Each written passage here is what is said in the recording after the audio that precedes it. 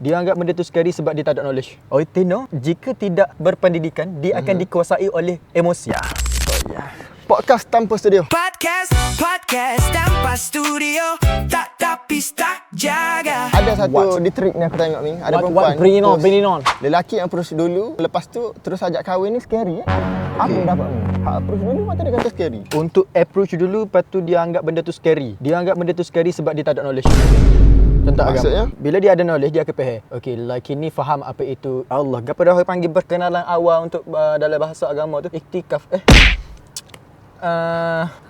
Ta'aruf yang saya nak highlightkan tadi, geng. So untuk orang yang tahu ta'aruf, dia tak akan sebut pun kata scary. Memang dia tak akan sebut sebab dia faham apa itu ta'aruf. Tapi kadang-kadang Tino ni dia nak orang jatuh tunjukkan effort. Tapi bila approach dulu ni, dia tak nampak sebagai effort. Dia nampak benda tu scary. Berbalik kepada kisah dia. Maybe kisah dia membuatkan dia menjadi seperti itu.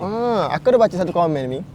Jatuh ni kata, Ya. bila lelaki nak halalkan kau kata scary. Couple sampai 5 tahun. Lepas tu break. Lepas tu dia kata trauma sebab lelaki lah.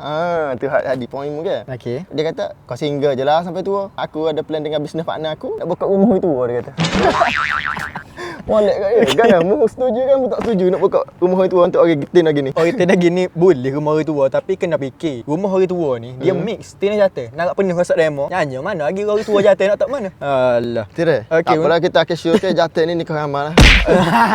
Sebab tu populasi tina ramai. Sebab kita nak wik kita tu. Hashtag saya tak gatal. Hashtag saya tak gatal guys. Saya pun tak gatal. Okey, untuk komen tadi dia kata bila lelaki apa dia? Bila lelaki nak halalkan dia kata scary. Lepas tu couple sampai 5 tahun. Okey, dia kita ambil kata topik couple. Couple 5 tahun dia kata lepas tu break, dia kata trauma pula dah. Itu masalah saya. Jadi balik pada cerita kisah lepas dia buatkan dia trauma gemar-gemar tu.